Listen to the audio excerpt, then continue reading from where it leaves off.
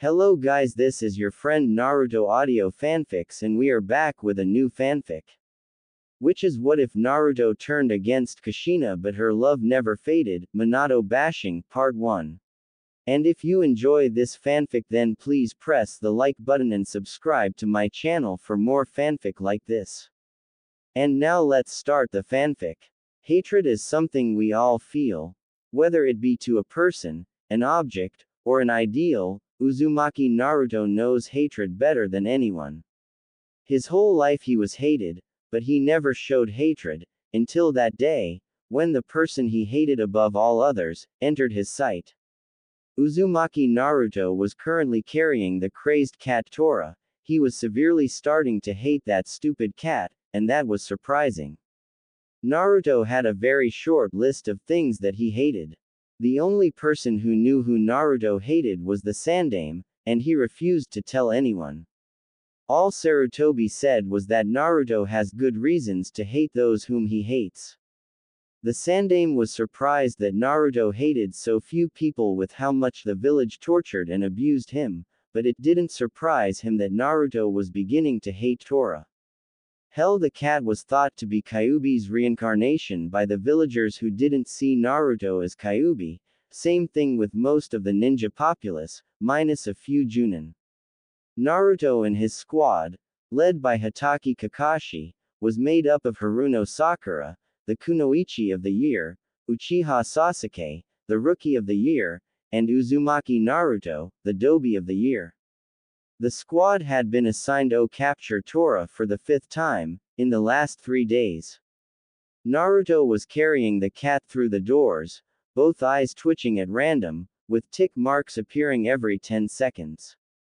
Ogigi-san, if I have to capture this cat one more time I swear I am going to kill it, not that anyone would mind, he said the last part under his breath as the daimyo's wife came running into the room and grabbed the cat.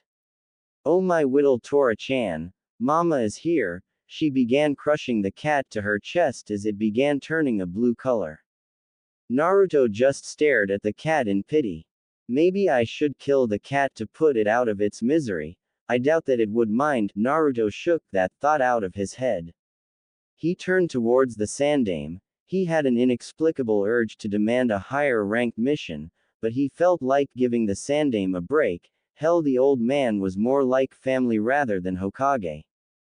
Naruto looked down for a second at the thought of family, he then began to grit his teeth and clench his fist, unaware of the others watching him. Sakura was looking at the Dobi with concerned curiosity. I have never seen him like this, what happened to the blonde baka? She banished these thoughts and went back to staring at Sasuke, who was having similar thoughts. Sasuke stared at the clenched fist before it began to relax. What's with the Dobi? Ah, doesn't matter, Sasuke then went back to brooding. Kakashi looked at his blonde student, with a barely noticeable amount of grief in his eyes. I failed you, sensei. Again Kakashi went back to reading his book, hoping it would drown out his pain thoughts. Sarutobi was watching the blonde, thinking through what he was about to do. Team 7 had completed enough missions to qualify for AC rank, but he also had to deal with what he was about to do to Naruto. Maybe this isn't the best idea, Sarutobi began to think to the conversation he had last night. Flashback. Sarutobi Hiruzen was talking to a woman in the middle of a rainstorm. She had asked to meet him here for a favor. It was no problem to meet her there, the problem was the favor. Kushina, I know how badly you want this, but please, I beg you, Sarutobi, I just want to make it up to him for what I did. Sarutobi shook his head. Kushina, even if I am capable of doing this, it would have to be under strict terms. Even after those terms are met, there is no guarantee he will listen. Kushina lowered her head. I know, but I can still try. Please, I have never asked you for anything else. Please, just give me this one chance. Sarutobi looked at Kushina. She was absolutely pitiful. She was begging on her hands and knees in the middle of a rainstorm. She truly wanted this. Sarutobi grabbed his face and began to massage his temples. he was left with two choices: do as she asks and possibly give her a chance to redeem herself, or say no and have her go into a depression. Most leaders would choose the first option in a heartbeat, if they had no knowledge of the past the two held. Sigh, Sarutobi looked at the begging redhead. I am getting too old for this shit. Very well, Kushina, but you know the terms you have to follow in our agreement. Kushina smiled a massive smile and nodded her head. Thank you, Sandame-sama. She stood up and ran back to her home, preparing for the next day. Sarutobi took out his pipe and placed a small amount of tobacco in it before lighting it up with a Kaden jutsu. I wonder if I made the right decision, Naruto. Sarutobi turned around and began to walk towards the Hokage Tower, preparing for the next day. End flashback. Since then he has been dreading the moment he dropped the bomb on the young blonde, especially after what happened, but he couldn't pull out of the deal at the last minute. He had no other choice. A deal is a deal. Okay. Team 7 inches said team stopped what they were doing and turned towards the Hokage. I am happy to announce that you have completed the required amount of missions to qualify for AC rank. Yada. Finally AC rank. Time for me to finally show my awesome skills. Sarutobi watched as Naruto cheered for his team finally going on AC rank. It was now or never. Actually, Naruto, you won't be going on the C rank. What? Are you serious, OGG? Naruto was seriously depressed that he couldn't go on AC rank with his team. Yeah, there is no way Naruto could ever be ready for AC rank, right, Sasuke-kun? Sakura looked towards her crush, who was actually smirking. HNN, the Dobi will probably be stuck with a D rank mission he can't screw up with. Sasuke continued to smirk at the blonde's misfortune. Kakashi was trying to calm Naruto down. Now Naruto, I'm sure that the Hokage has a good reason for pulling you from the mission. Kakashi was about to continue reasoning with the blonde. Yeah, he probably thinks the dead last can't handle anything above C rank. Team 7 turned around to see Inuzuka Kiba enter with his teammates and sensei. Hyuga Hinata, Aburame Shino, and his sensei Yuhi Kurenai. Naruto snarled at the Inuzuka heir. Kakashi tried to get the blonde to calm down when the door opened to reveal Shikamaru and his squad. This is so troublesome. Can't you two go one day without trying to rip each other's heads off? Naruto just did his usual face pout while Kiba just scoffed. Hinata tried to play peacemaker. And now Kiba-kun, we don't need TT to get EV versus Variwan upset. Kiba just looked at his long-time friend and sighed. She always knew which buttons to push. Hell, they have been friends since before the academy, and he had tried numerous times to get her confidence up so she can ask out Naruto. Kiba looked at the blonde, wondering how he could possibly be so clueless. Hinata-san raises valid points. Kiba, should we attempt to further instigate our comrades, it would only heighten our current amounts of stress between our groups. Everyone just looked confused until Iruka, who was looking at Naruto's file, wondering why he couldn't do the C rank with his team. Shino means that we need to be kinder to our comrades, so they in turn will be kind to you. Everyone nodded at Iruka's explanation, not noticing the stress showing in Iruka's eyes. Why can't Naruto be allowed to do a simple C rank mission? Naruto may be the dead last, but there have been worse students to come out of the academy. What are you thinking, Sarutobi? His musings were cut off by the Sandame speaking up. Actually, Naruto will have higher than a D rank mission. Everyone looked confused for a moment, but Naruto immediately was excited. Awesome, I get to do a C rank mission all by myself. Naruto began jumping around like an idiot, while everyone had different reactions going through their heads.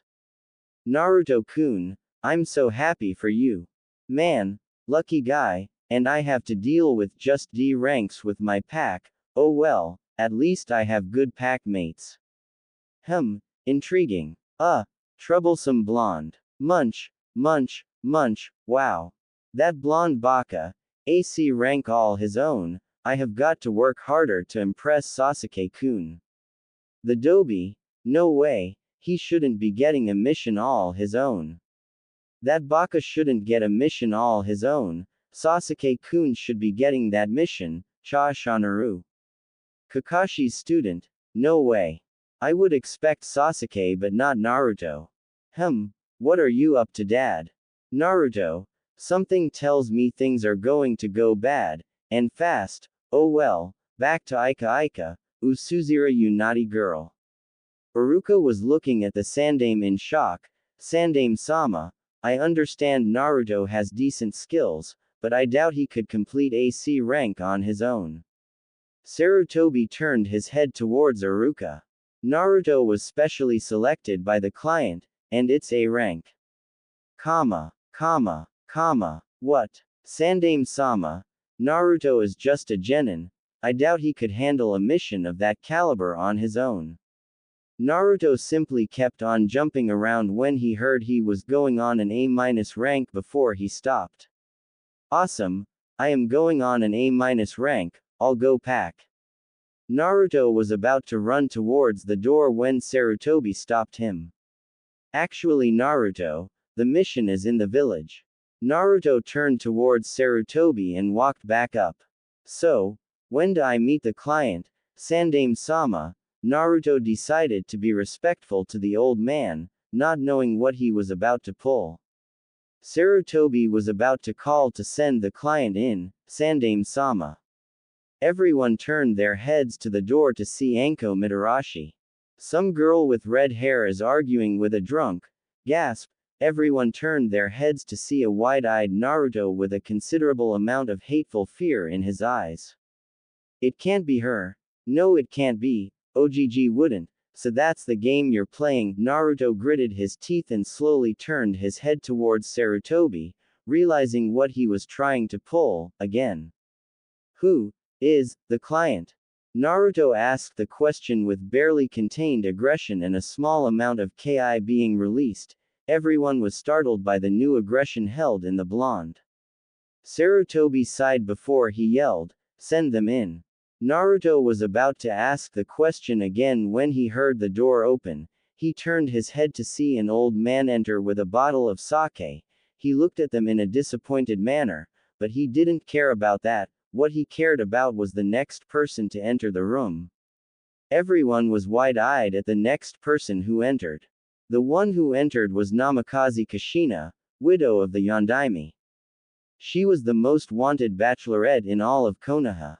She was also the most dangerous kunoichi in Fire Country, and most of the elemental nations. They looked to see that no one else was coming, so they assumed that this was the client, especially since she was the only person who had enough money to pay for an A- rank mission. Naruto-kun. Man, lucky dog, he gets to spend a long amount of time with a slamming hot redhead, damn. How curious. Man, this is so troublesome. Munch, munch, munch, geez Naruto, you will have enough money working with her to buy Ichiraku's. That blonde dobi, hired by the Namikaze Kushina, damn. What is with the dobi? He was happy a moment ago, but when the red-haired woman was mentioned, that baka gets to do an A- rank for Namikaze Kushina, no way. Sasuke-kun should have been the one asked to do that. Cha Shanaru. Oh boy, what are you doing, dad? Sandame-sama. What's with the tension, I wonder? Sarutobi began to speak. Team 7, minus Naruto will be escorting Tazuna to the Land of Waves, and Uzumaki Naruto will be doing an A- rank mission for Namikaze Kushina. Now Sarutobi was immediately shut up when he felt a massive burst of killing intent radiating from the blonde. Said blonde snapped his head towards Sarutobi, anger evident in his eyes. What the Sarutobi? I made it clear years ago I want nothing to do with that woman. Sarutobi wanted to speak. Don't you interrupt me, old man. I made it very clear that I am never going near her again, and here you are, assigning me a mission that I will have to be near her. I remember our agreement, Sarutobi, I doubt you have forgotten it. Everyone was confused while Kushina began to tear up. Please, please Naruto. Kushina was letting more tears fall with every second that passed. I will not take the mission, Sarutobi. I will do D-rank missions for the rest of my life. I will hand in my shinobi license. I will kiss Sasuke again, before I ever, and I mean ever, he snapped his head towards Kushina, do anything for her. The killing intent slowly began to drop. Naruto then turned his head back to Sarutobi. Where are we to meet for the C rank? Sarutobi sighed before speaking. Naruto, I assigned this mission to you. You are going to. I am not doing anything for her. Is there any part of that you do not seem to get? Sarutobi sighed, knowing there was no convincing the blonde otherwise. Team 7, including Naruto, will meet at the front gate tomorrow at noon. Dismissed. Naruto turned around and walked past the genin, all of them wondering the same thing. What could she have done to merit this amount of hatred? They watched as the blonde walked past Kushina. They watched as Kushina grabbed his shoulder. Kushina Pav. Kushina was having various thoughts run through her head. Please Naruto. I beg you don't. Please, take the mission. She watched as Sarutobi resigned himself, and pulled the mission. Please don't. Please. Kushina watched as Naruto walked through the genins. Do you truly hate me that much? Naruto was walking past her. I can't let it end like this. She grabbed Naruto's shoulder.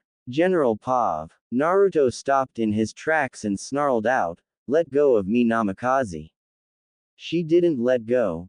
Naruto reached for his kunai pouch, surprising everyone but the sandame in the room.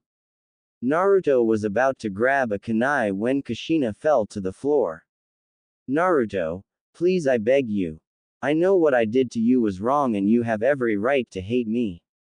Kushina looked to Naruto, but please, my Sochi I beg you, give me one chance to redeem myself. She sobbed out the last sentence, and everyone was shocked by this. Hinata was wide-eyed, Kiba was shocked beyond belief, Shino actually showed some emotion, Ino stopped talking, Choji stopped eating, Shikamaru's jaw dropped, Sasuke and Sakura were stuttering, all of them had the same thought, he's her son. Naruto looked at the begging Kushina, he closed his eyes and let out a sigh. Kushina smiled and was about to wrap her son in a hug, but she was shocked when his eyes opened to show sheer and utter hatred running through them, but she was even more shocked by what came next. Smack, she fell to the floor clutching her cheek. She then looked up into her son's hate-filled eyes as he ground his teeth together. You lost the right to call me your Sochi long ago. Naruto turned straight towards the door and kicked it open, unaware of the shocked expressions that followed him. Kushina meanwhile was sobbing to herself while she clutched her cheek. I'm sorry, I'm sorry, I'm sorry, she kept repeating that phrase in her head as she walked out of the mission's office. Meanwhile the genins were shocked. Naruto just slapped the Namikaze head, and to top it all off the woman was his mother. What the hell happened? Kiba was gritting his teeth. That's his mother, damn it. A son doesn't hit their mother, especially when they are so vulnerable. Hinata was shivering. Naruto-kun, what did your mother do to you to make you hate her so much? Shino couldn't even comprehend what was going on. That was his mother, she was begging on her knees, and he slapped her. Ino and Sakura had the same thought, en Naruto baka, why? Choji was having the same thought as his best friend, more than just troublesome. Sasuke was gritting his teeth, he still has his mother, and he treats her like that bastard. No one looked to see the sandame looking at the portrait of the Yondaime, Naruto's father. Forgive me my friend for failing your son. He went back to his paperwork. Naruto was packing up for the C rank, and boy was he pissed off. Damn OGG, try to set me up with that woman, he knows we have a deal, so why the did he try that? Naruto continued packing his materials. He had everything ready for the coming mission, now all that was required was that he waits. Naruto looked out of his broken window. It was dark out, so he decided to go to sleep. Naruto crawled into his bed, unaware of the day that would come tomorrow. Next day, Naruto had arrived at the front gate about an hour after they were asked to be there. As he walked up to the gates, he saw that Chizuna was sitting there with Sasuke and Sakura. Damn, he really did not want to deal with those two right now. Naruto continued to walk, but made sure he was away from the other two and that no one could see him. He waited another hour for his sensei to show up. After an hour, Kakashi finally showed up. "Oh hey guys, have any of you seen Naruto? He's usually here." Sasuke snorted in disgust at the mention of the blonde while Sakura simply shook her head. "I'm right here, sensei." Everyone turned around to see Naruto standing in the shadows. He walked out of the shadows with that usual grin on his face. Sasuke sneered at the blonde and walked up to him. Sasuke then grabbed Naruto by the shirt and brought him to his face. "What the was that stunt you pulled yesterday? You slapped your own mother, and on top of, aha aha." Sasuke immediately stopped his rant when he felt Naruto begin to grip his wrist. Surprisingly, Naruto had a strong grip, and man did it hurt. Naruto looked at Sasuke in the eyes, and he could have sworn they flashed red for a moment. "She is not my mother, got it?" He pushed Sasuke off of him and proceeded to walk past him. Sasuke was about to make a grab for Naruto when Kakashi stopped him. "Sasuke, I think it would be best if you left Naruto alone." Kakashi walked back to the front of the group, while Sasuke glared at Naruto's back. "Alright team, let's move out." Naruto walked behind Kakashi while Sasuke and Sakura took up the rear, both staring at the blonde's back. Undisclosed location. "So let me get this straight, you want me to capture one brat. And you are willing to pay twice what I normally request for a mission like this, does that about cover it?" Zabuza had been contacted by some person in Konoha and was currently doing business with the person. "Yes, I want him alive and am willing to pay double. If it becomes more complicated then that I will triple it." Zabuza was wide-eyed at his client's request, but he smirked and was inwardly planning. "With this much money I will be able to gather enough followers to take down the Mizukage, looks like I will be Mizukage soon enough." Zabuza smirked and gave his answer. "You have a deal, Namikaze-sama." Zabuza walked out of the inn where Kushina had asked that they meet. His apprentice Haku was waiting outside, petting his pet bunny. Kushina stayed in the room as she rooted through her purse. She finally found what she was looking for. She pulled out a picture frame with a picture of Uzumaki Naruto, her son.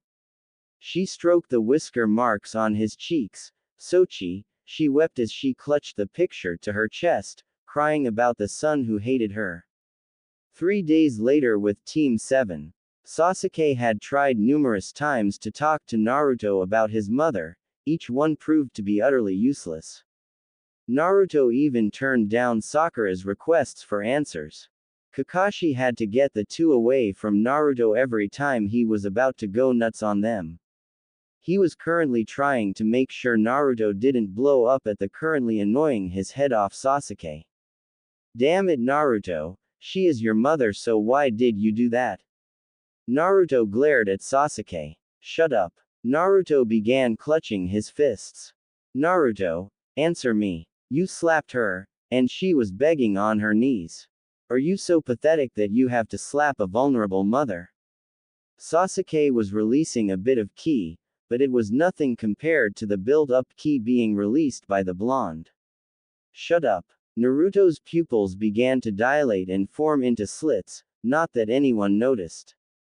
"Dobi, you say you're an orphan yet you have still living family.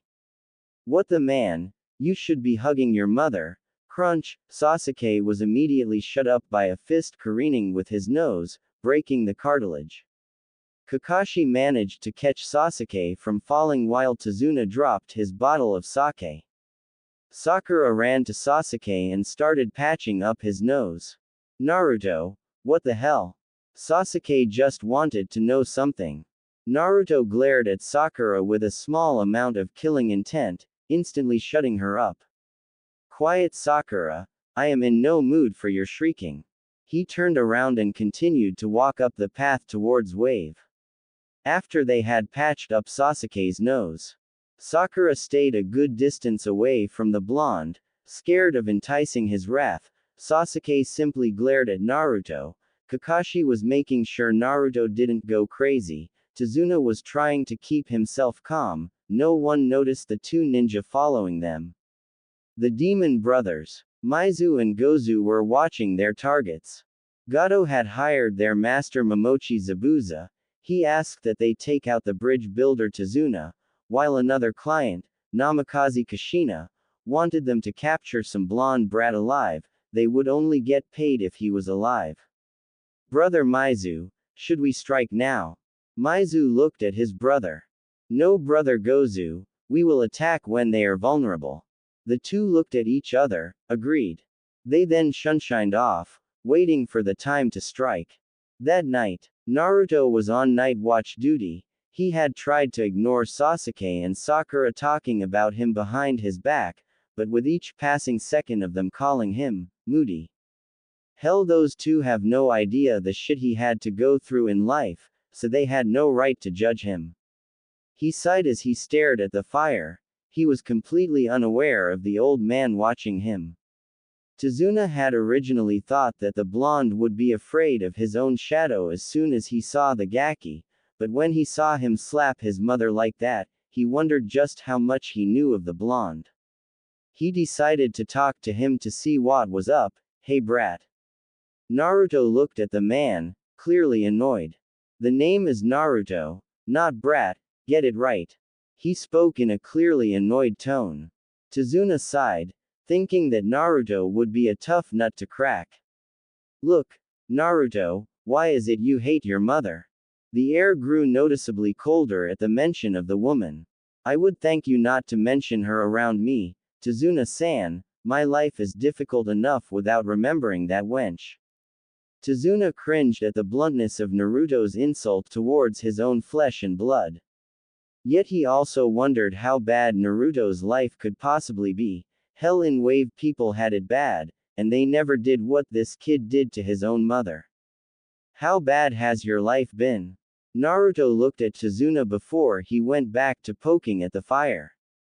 He remained silent for a while. Tazuna sighed in exasperation. Fine, whatever. He went back to looking at the fire. I was 5. Tazuna looked at the blonde, finally thinking he could get something out of him. I was walking home to my run-down apartment, right in the middle of the red light district. Tazuna gasped. The red light district had to be the worst place for a 5-year-old to be. Surprisingly, the ones who lived in the red light district actually treated me nicely. Naruto chuckled as Tazuna looked at him in surprise. Can you imagine? The scummiest criminals in all of Konoha, the worst of the worst, were the only ones to treat me like a human being. Tazuna was visibly shaken. I was walking home from Ogg-san's office. He had just signed me up for the Ninja Academy. I wanted to join the Ninja Corps so badly it hurt. Naruto looked down at that point. But I was passing through the shinobi sector. What was I thinking?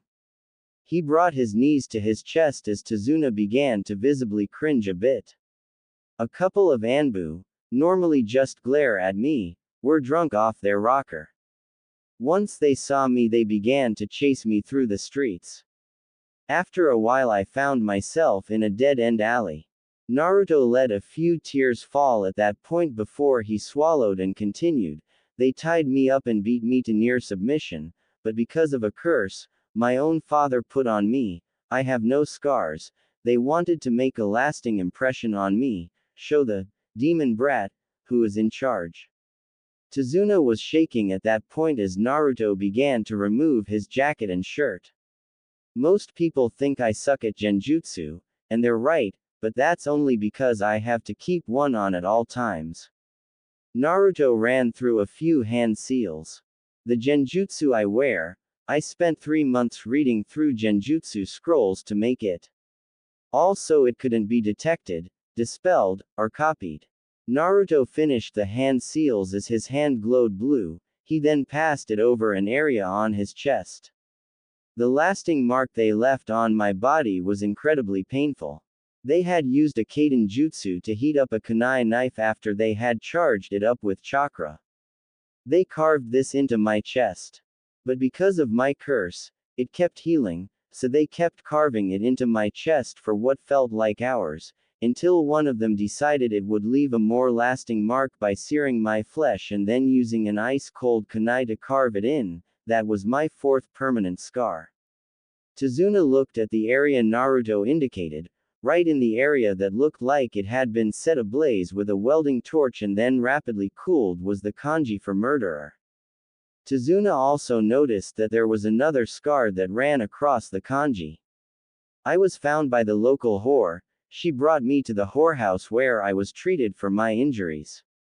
Many a night I was brought to the whorehouse to heal my wounds and injuries. Hell, some of them even offered a little fun as I grew older. Naruto immediately grew depressed afterwards. They were the only friends and family I had. Eventually I made friends with the local bums, the criminals. Hell, I even made friends with a few guys that aren't supposed to be in Konoha.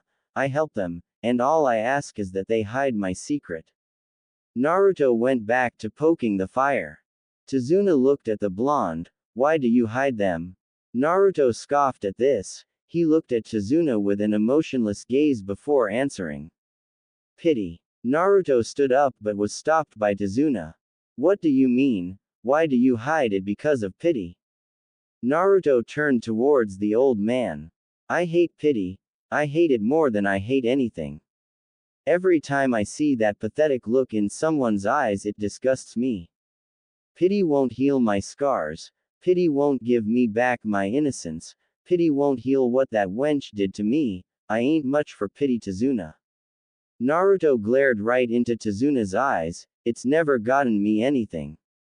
Naruto walked past Tazuna, but he had to jump back as a set of needles went past his head, barely missing him.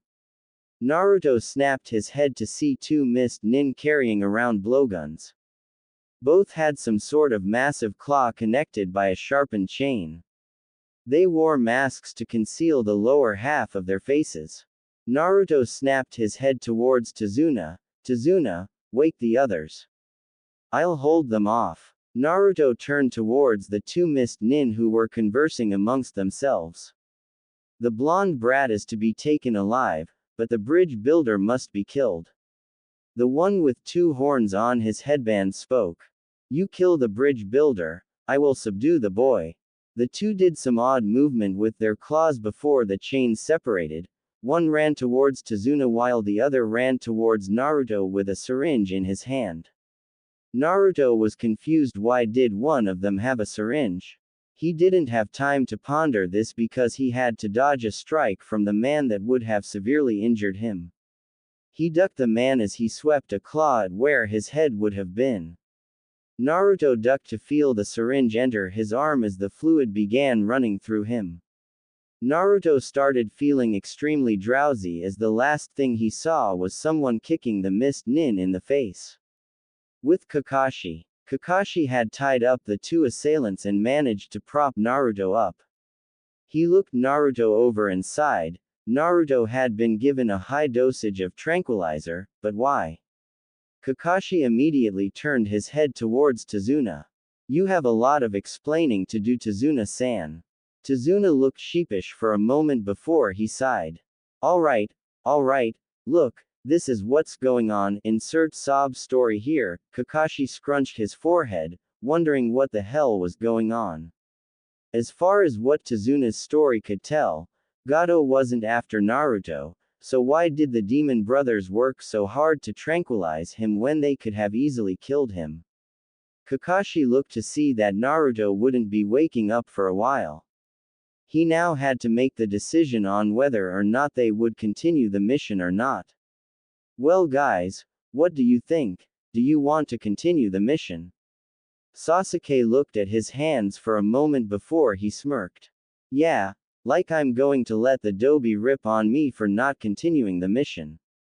Sakura looked at Sasuke, then at Naruto. After a moment of this she answered.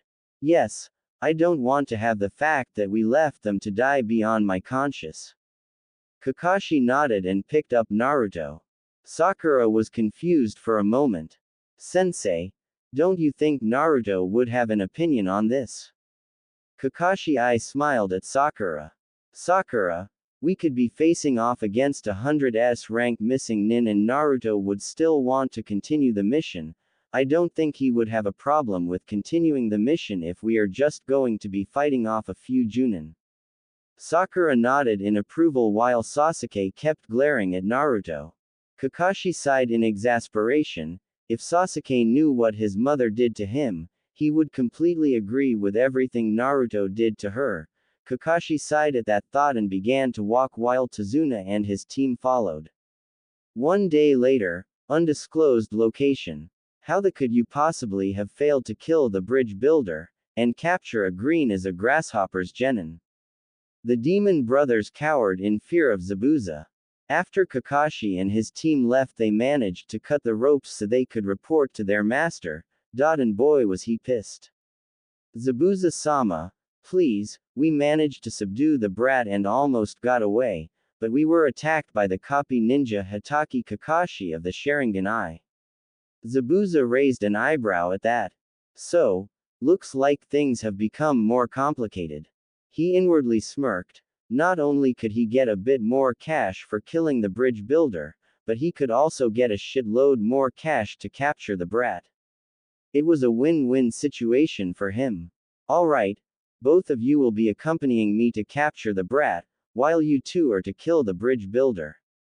Haku will assist us, after all, he does have the best aim, and he will most likely paralyze the brat, unlike me who would just kill him. The two nodded, knowing that every single capture mission that they have done was only successful because of Haku. Zabuza. The three turned around to see a pudgy man wearing a crappy suit being flanked by two mediocre samurai. I asked you to kill the bridge builder. I don't remember any part of the mission to capture some genin brat. Zabuza snorted in contempt at the man. You aren't the only contractor I have Gato, and on top of that, you should probably increase the bounty on Tazuna's head, otherwise, he won't be worth my time to kill. Gato growled but sighed. Doesn't matter, so long as that damn Tazuna is dead. Then again, this brat must be worth something, I'll have to check in on it myself. Gato inwardly smirked as he nodded his head. He left the room while Zabuza began planning how he would kill the bridge builder and capture Uzumaki Naruto, unaware that Gato was listening to his entire plan. With Team 7, 2 days later, Team 7 had crossed the river thanks to a rower who had managed to keep out of Gato's claws. The Y were now walking through a forest as an odd mist began to roll in. Naruto was even more on edge. Kakashi had told him that those guys had tried to capture him, but why? He was trying to calm down when he heard something in the bushes. He immediately threw a kunai in the bushes.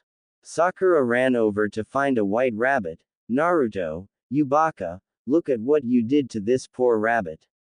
Man, is it any wonder you are so cruel to your MPHMMH? Sakura was immediately shut up as Kakashi put a hand over her mouth. He began looking around as his eyes suddenly widened. Get down. Naruto dropped to the ground while Kakashi brought down Sakura as Sasuke brought down the client. Kakashi looked up to see a massive Zanbeitu-styled guillotine. The next moment he saw a man jump on the guillotine. He had shinobi-style pants, a bunch of bandages covering up his mouth, and a set of full arm warmers. Kakashi went wide-eyed when he realized who it was. Momochi Zabuza, ex-Kiri Nin head of Anbu Black Ops, one of the 7 swordsmen of the mist, known throughout the elemental countries as the Kurigakure no Kijin. What a pleasant surprise. Kakashi got into a fighting stance as Sasuke began to stand up. Naruto had managed to avoid the sword and had gotten a kunai out. Sakura had stood up and had readied a kunai as well. Zabuza chuckled. Sharingan to Kakashi, the thief of 1,000 jutsus, single-handedly fought off the Tsuchikage when he led an attack on Konoha. I'm honored. Zabuza snapped his fingers as 3 more Kiri Nuke Nin appeared. Capture the blonde, kill the rest. The one wearing a Hunter Nin mask ran at the blonde while Zabuza did a back flip and grabbed his sword. He snapped his head towards Kakashi as the demon brothers ran at Sasuke and Sakura. Zabuza ripped the sword out of the tree and swung it down on Kakashi. Naruto watched as the one wearing a Hunter Nin mask charged at him, with one thought going through his head, what do they want with me? Naruto ducked to the side as the Nuke Nin threw a hail of Senbon needles at him. Naruto threw a kunai at the Nin as he pulled out a kunai knife, charging at the Nuke Nin. Team 7 had crossed the river thanks to a rower who had managed to keep out of Gado's claws. They were now walking through a forest as an odd mist began to roll in. Naruto was even more on edge. Kakashi had told him that those guys had tried to capture him, but why? He was trying to calm down when he heard something in the bushes. He immediately threw a kunai in the bushes. Sakura ran over to find a white rabbit. Naruto, you baka, look at what you did to this poor rabbit. Man, is it any wonder you are so cruel to your MPHMMH? Sakura was immediately shut up as Kakashi put a hand over her mouth. He began looking around as his eyes suddenly widened. Get down. Naruto dropped to the ground while Kakashi brought down Sakura as Sasuke brought down the client. Kakashi looked up to see a massive Zanbeitu-styled guillotine. The next moment he saw a man jump on the guillotine. He had shinobi-style pants, a bunch of bandages covering up his mouth, and a set of full arm warmers.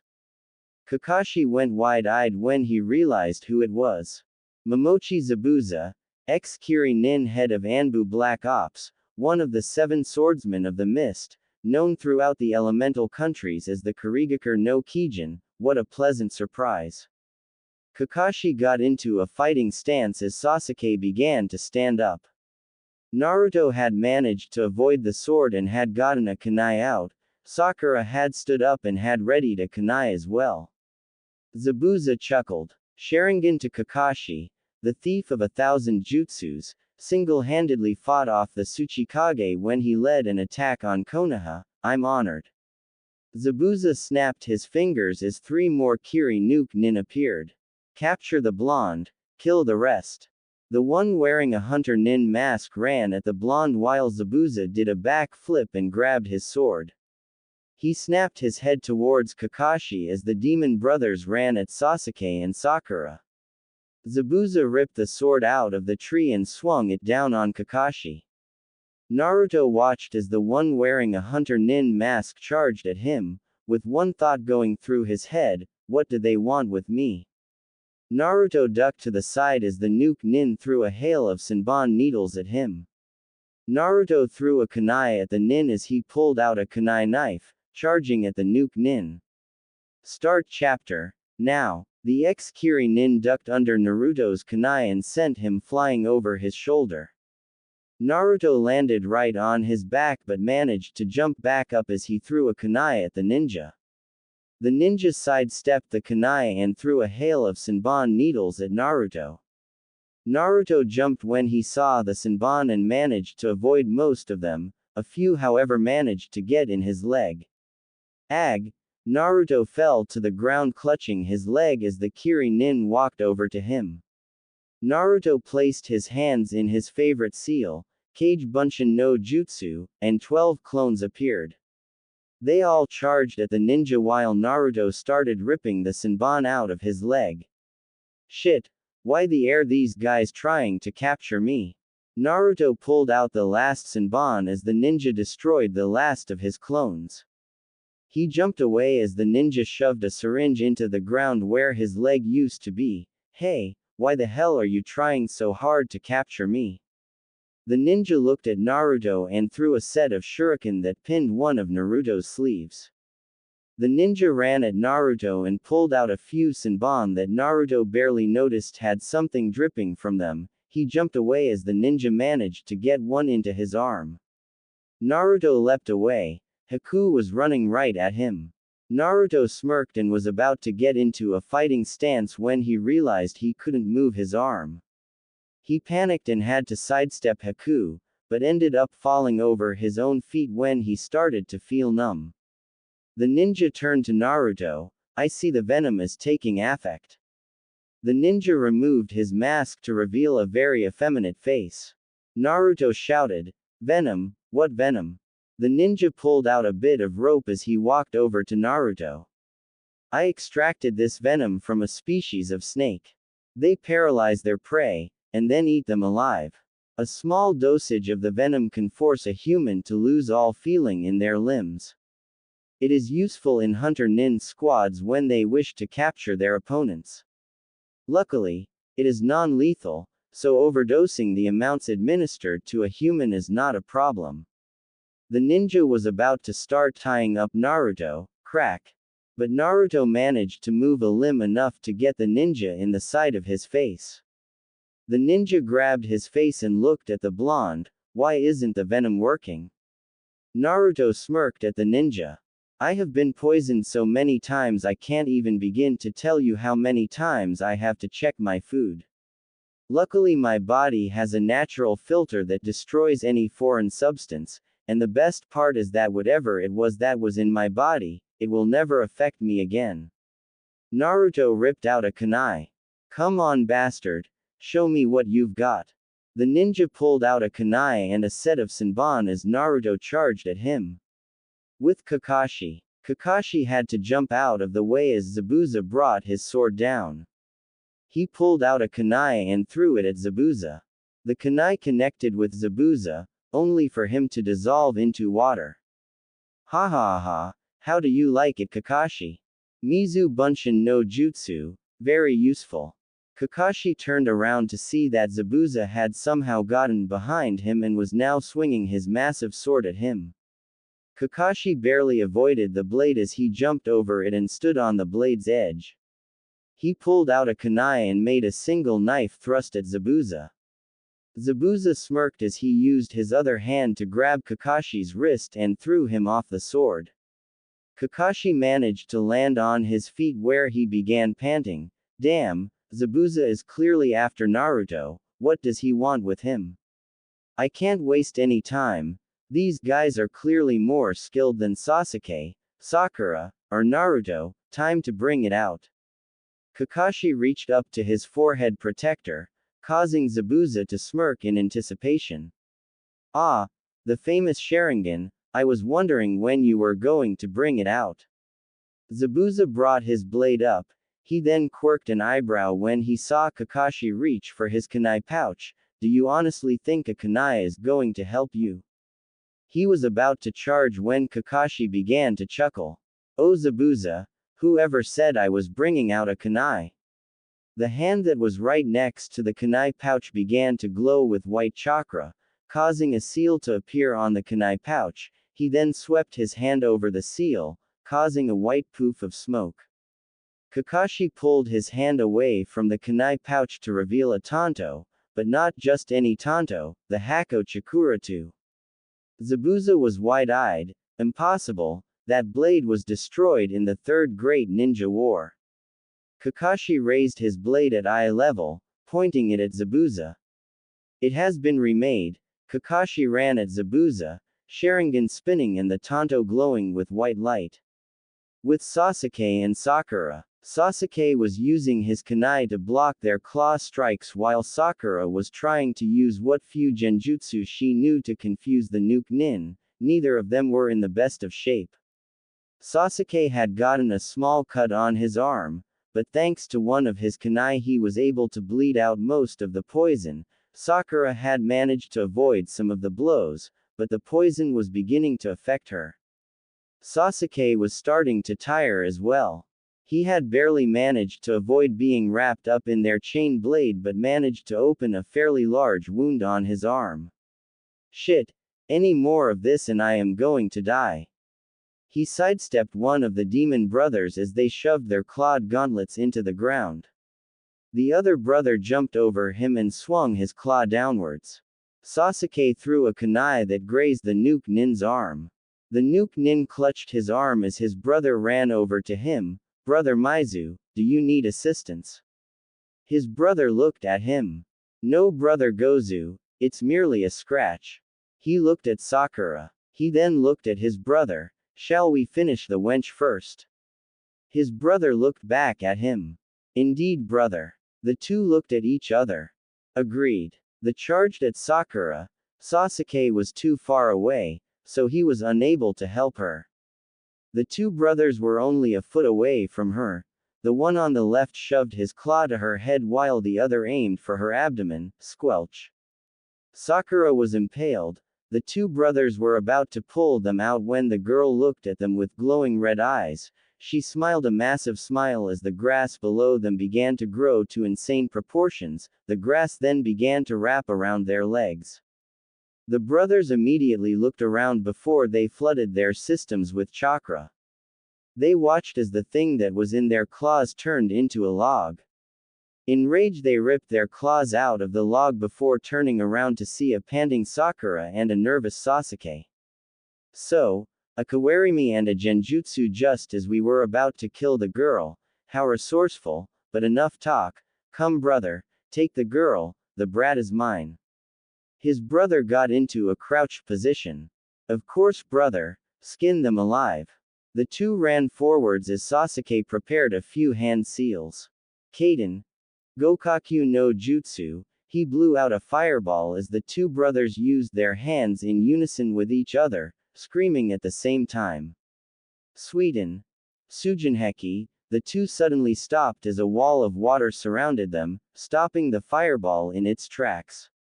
Sasuke pulled out a windmill shuriken and threw it at the demon brothers. With Naruto. Naruto ran at the ninja as he brought up the kunai. They clashed their kunais. Naruto smirked as he was about to pull out another kunai, when the ninja threw the three senbon into points in his neck. Naruto dropped the kunai as he slumped to the ground. Damn it, what the did you do to me? The man looked towards Naruto. I pierced some of your central nerves, the first senbon connected to your primary movement nerves, the second senbon connected to your primary chakra network, and the final senbon connected to your central command system. If you didn't understand that, then I will make it clear. I shut down your movement capabilities, I shut off your ability to use your own chakra, and I also made it so in the next few seconds you will be unconscious. Thump. The man looked at Naruto as he lost consciousness. Now to finish off those other pests. The man walked away, unaware of the mistake he made. Mindscape. A set of red eyes looked at an unconscious Naruto. A massive smirk appeared under the glowing red orbs. Looks like my container needs my assistance. How delightful. A wave of crimson chakra flowed over the blonde as the demon smirked. You should thank your father for sealing me, in a runt like you. Naruto's eyes snapped open revealing crimson orbs. Kyuubi was in control, for now. Outside. The Nuke Nin was about to walk off to help fight Sasuke and Sakura when he felt a massive build-up of chakra, but this was no ordinary chakra. He turned around to see a crimson aura begin to surround Naruto's body. He watched as the blonde pulled himself up from the ground. He looked closer as the whisker marks on his face deepened, his nails extended and became claws. He slowly raised his head and snarled, showing massive fangs coming from his mouth. Naruto snapped his eyes open to reveal red slitted eyes. The Nuke Nin began to sweat and tremble as the blonde snarled at him. Naruto swung his head back and unleashed a deafening roar. Gura ag hhhhh.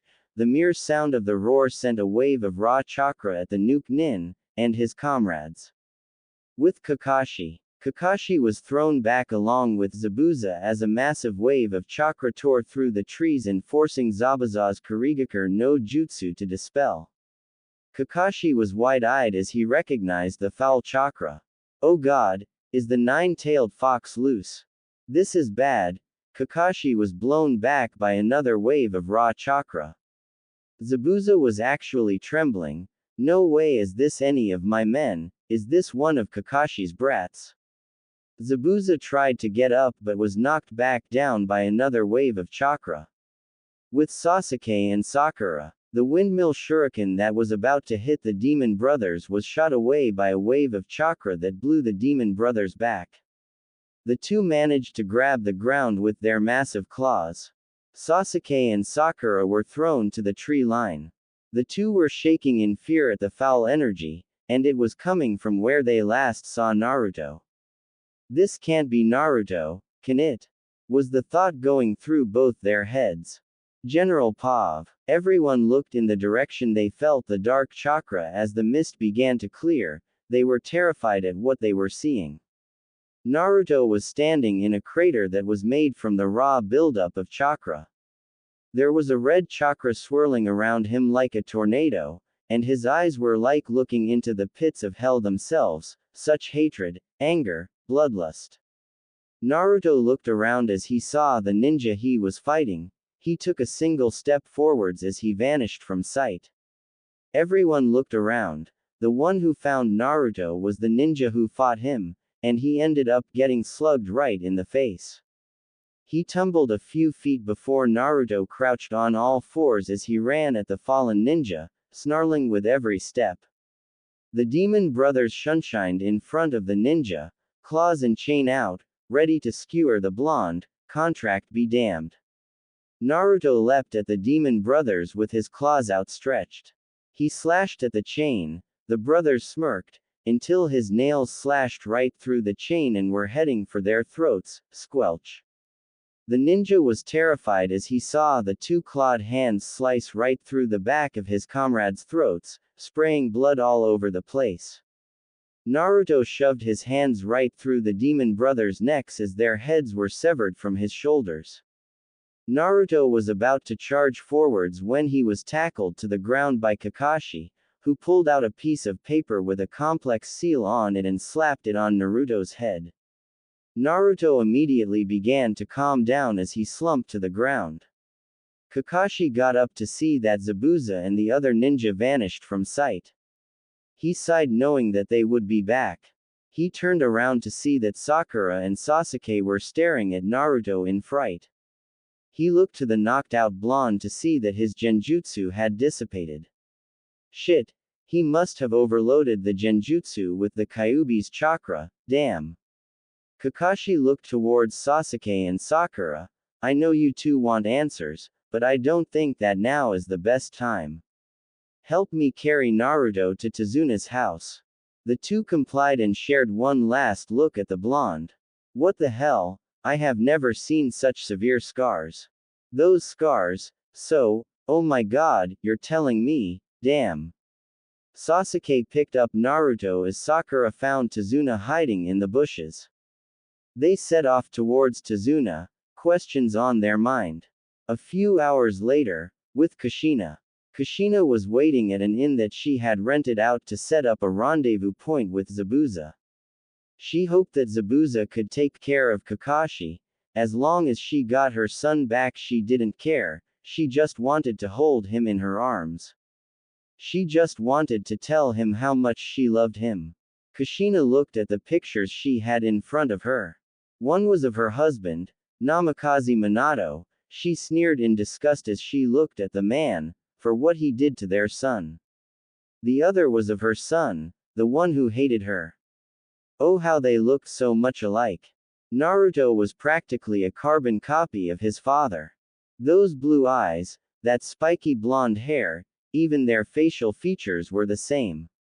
Except for those whisker marks.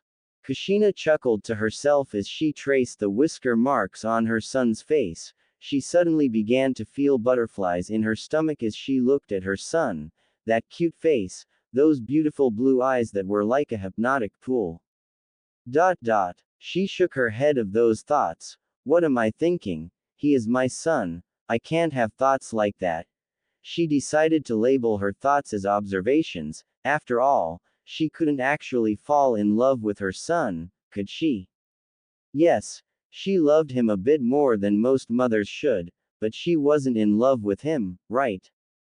Kushina kept stroking her son's whisker marks when she heard someone knock on the door. She turned towards the door and got a small dagger ready. Enter. The person who entered was a young woman with blonde hair. She had a nice figure. She was wearing a standard business suit. She walked into the room and sat in front of Kushina. Namikaze Kushina, I am the head secretary of Gato Shipping. My boss wishes to offer you a proposition. Kushina edged her hand closer to her dagger as she cautiously glared at the woman. What kind of proposition, may I ask? The woman sighed before answering. Gato is willing to offer to capture Uzumaki Naruto. Kushina raised an eyebrow at that. Oh really? And what does that stuck-up pig want in return? The woman cringed at the harsh tone in her voice but straightened herself to continue. Nothing, but he is asking you to withdraw your contract with Zabuza. Kushina narrowed her eyes. Really? And what would happen should I not? The woman sighed as she answered. He says unless you withdraw the contract with Zabuza, he will not be held accountable to what happens to your son. Comma. Kushina clutched her dagger tightly. Oh really? At the woman's nod Kushina closed her eyes, she then snapped them open as she disappeared from sight. The woman went wide-eyed as she felt a prick against her face and a wet substance go down her face. She touched her cheek to find that it was wet. She looked at her hand to find it was bloody. She began to panic until she felt something cold against her neck. She looked down to find a dagger ready to slit her throat. She turned her head to look into the eyes of Kushina. Now listen here bitch and listen well. I will accept Gato's proposal to capture Uzumaki Naruto, but let me tell you one thing that you will pass on to your master. She pushed the dagger closer to the woman's flesh to make her point. If there is even a scratch on my son's head because of your master, I will torture him until he begs for death, and when I finally give it to him I will make his death as slow and painful as possible. Now get out of my sight. She threw the woman out the door as she began to run. Kushina walked back to her chair and looked back at the picture of her son, the same feeling as before welling up inside her. Tsunami was standing at the stove cooking dinner, all the while looking back at the door, praying Tazuna would come home. Her father had left over a week ago to get help from a nearby shinobi village. But she heard rumors that Gato's thugs were not the only issue he would have to face. She heard that Gato had hired shinobi. She had heard how expensive shinobi missions were, and knew that even with all the money everybody had managed to scrounge up to purchase a mission, with enemy shinobi as a variable, she doubted they would help them. Knock. Tsunami turned to the door as she heard somebody knocking. She ran to the door hoping it was her father, but before she could open the door it was kicked open. Ah! Tsunami was about to grab a knife, when her eyes landed on who was in the doorway.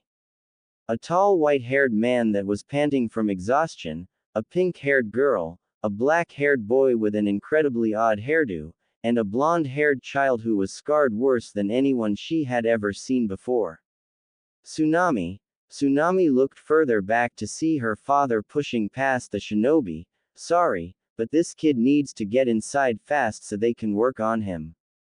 The shinobi quickly headed over to the couch and laid down on the couch as the white-haired man began to perform hand seals.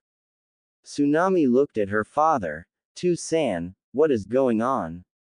Tazuna sighed as he grasped Tsunami's shoulder. Come in the kitchen, I will explain it there. He guided Tsunami to the kitchen while the shinobi worked on Naruto.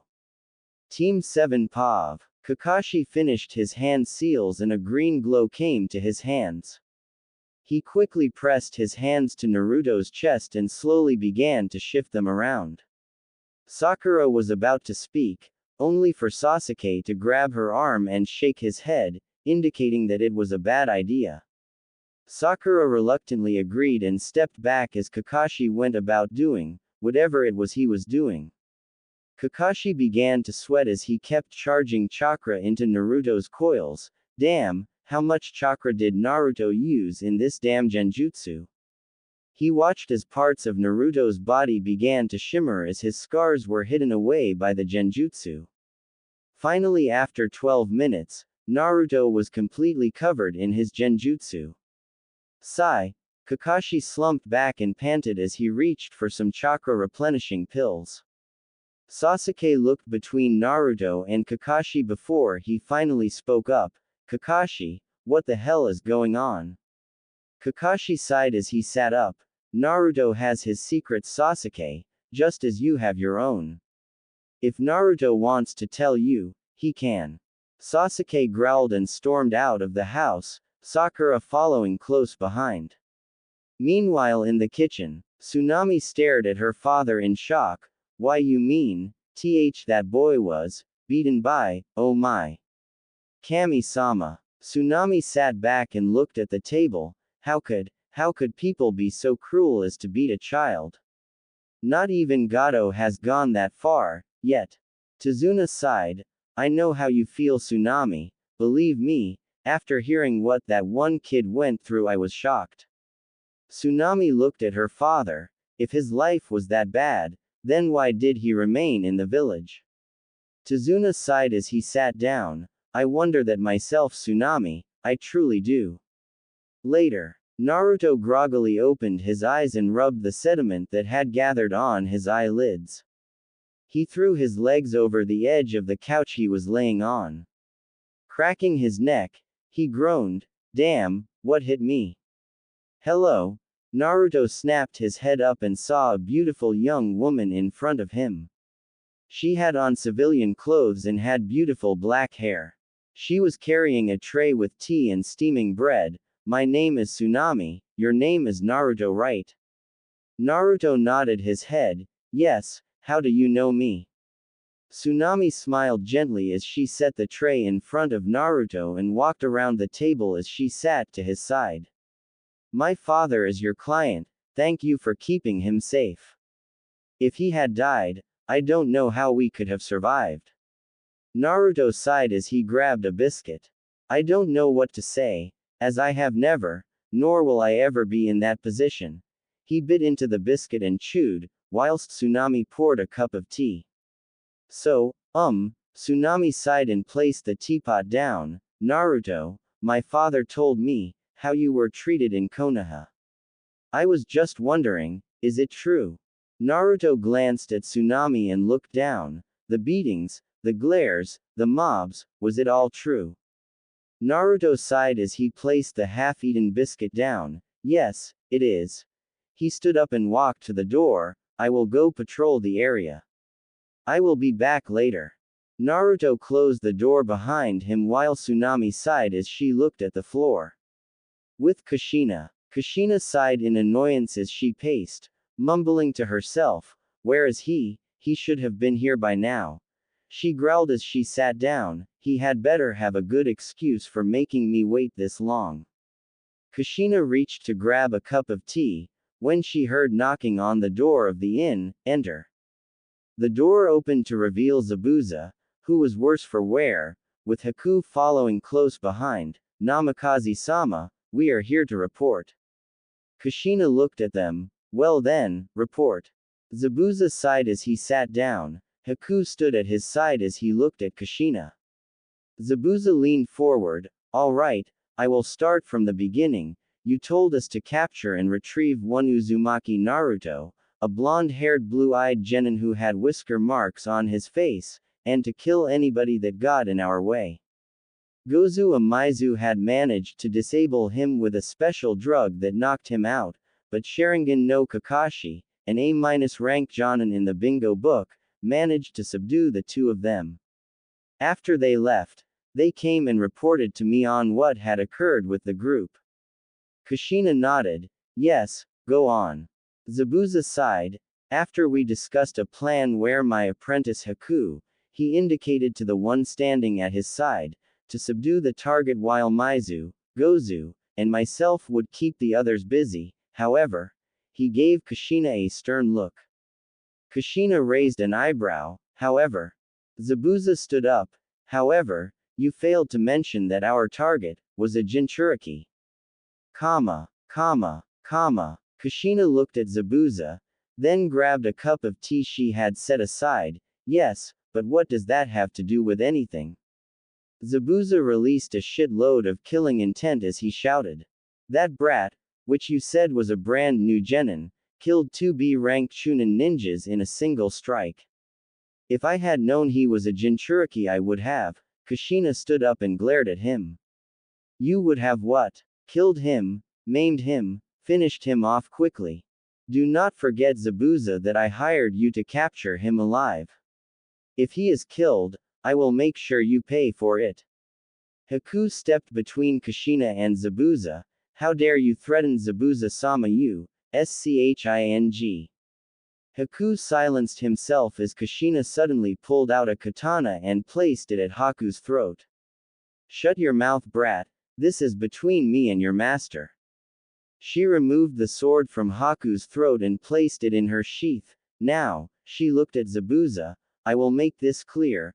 I want him caught alive. If it becomes necessary to cripple him, then do so without making it a risk to his life. Just get him to me alive, and not at risk of death. Zabuza was about to speak. If you can accomplish this, I will give you twice what we agreed on. Zabuza's eyes widened. She was basically offering him a daimyo's fortune, the entire bank account of the Namikaze clan. Why do you want this brat so badly? Kushina turned away and walked towards the other room, but stopped and looked at Zabuza. What more reason do I need than to hold my baby in my arms? She quickly slinked into the other room, leaving a shocked Zabuza. That Jinchuriki brat is her son. No wonder she is willing to pay as much as she is offering.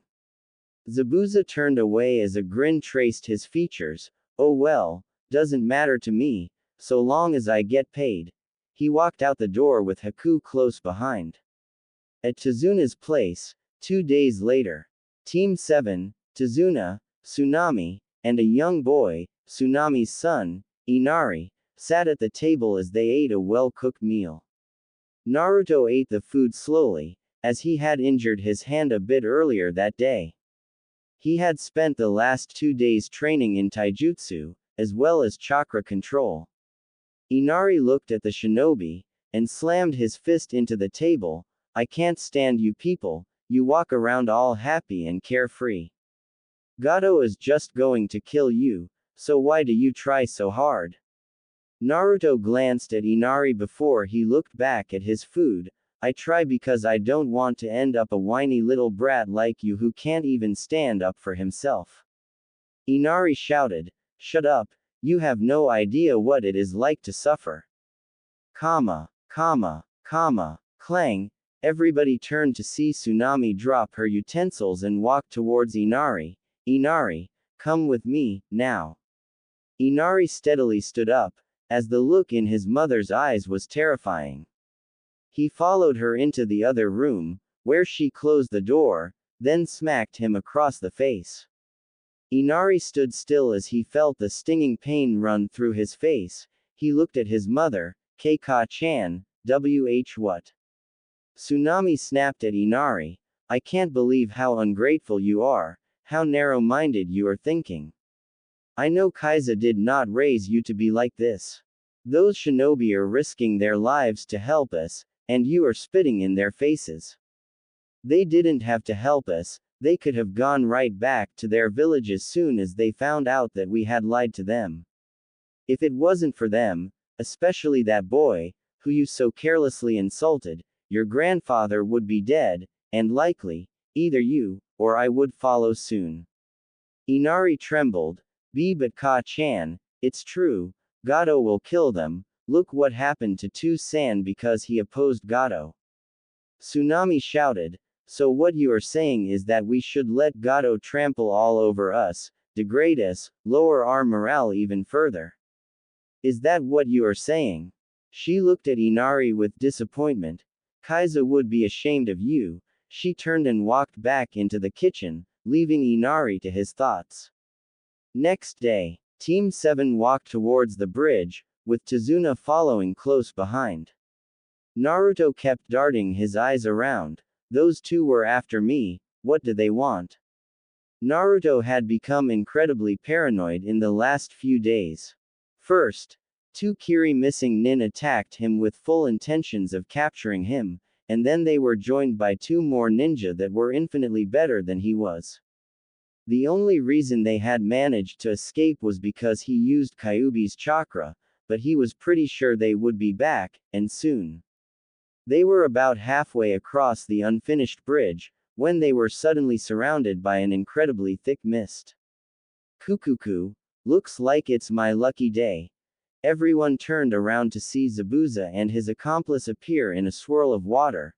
Both of my targets are here, a green is a grasshopper's genin, and a drunken old man. Zabuza swung his sword out, easiest payday of my life. He charged forward with his accomplice following behind. Kakashi pulled out a kunai and used it to block the sword, only for the blade to be cleaved in half as Kakashi jumped back in time to avoid being sliced in half. The other ninja attacked Naruto, who quickly pedaled back as Haku began to engage him in a taijutsu battle. Sasuke and Sakura were about to assist him, but were stopped as a wall of ice suddenly appeared and surrounded Naruto and Haku. Haku turned towards Naruto and removed his mask. Now, time to finish this. He charged at Naruto and smashed his fist into the blonde's face, making him spin into the wall of ice. As Naruto fell down, Haku grabbed him by his throat and smashed him back into the wall. The ice wielder pulled out a syringe. This elixir will render you unconscious, then upon your awakening, you will find you will not be able to move your arms and legs. It is my most prized creation. Haku squeezed on the syringe for good measure, showing the liquid ooze out of the tip. Naruto groggily opened his eyes as he saw the syringe coming towards him. No, I can't, I won't. Drip. Naruto's eyes fully opened where he found himself inside a sewer. Drip. He stood up and looked around.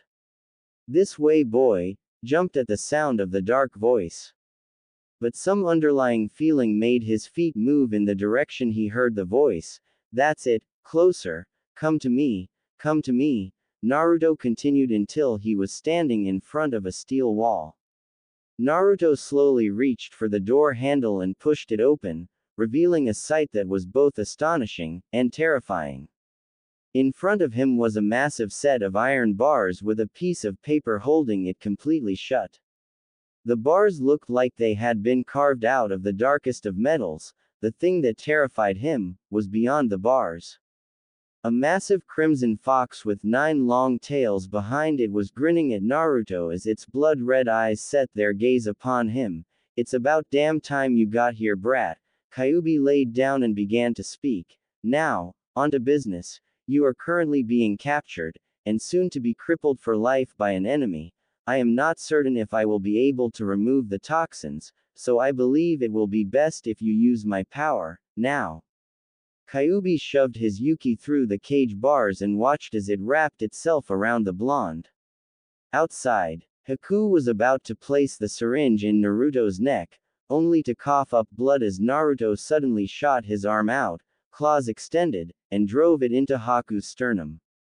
Haku stumbled back as he dropped the syringe and looked up as the same crimson chakra began to wrap itself around Naruto, only now, it began to take a physical-like form. It grew 2 large pointed ears on the top of its head, and a log bubbling tail at the end. It also formed giant demonic claw shapes at the end of each limb. Naruto's eyes shot open, revealing them to be red and slitted as he swung his head back and let loose a guttural roar, Ra'aj. He shot his arm at Haku, sending a long limb of crimson chakra that wrapped itself around the effeminate male. Naruto snarled as he began to squeeze the life out of Haku's body. The boy coughed up blood as he felt his already broken ribs crush into his lungs and heart. He took one last look at Naruto, before he felt as if his body was being ground into mush as his insides shot out between Naruto's ethereal hand. Meanwhile, Kakashi and Zabuza were staring down Gato and his thugs, who had explained that he never had any intention of paying Zabuza before he orders his thugs to attack. Kakashi and Zabuza are about to charge an attack, when they feel a massive killing intent as they hear the noticeable sound of cracking. They turn around to see the giant wall of ice Haku had constructed begin to falter as cracks were stretching across its surface.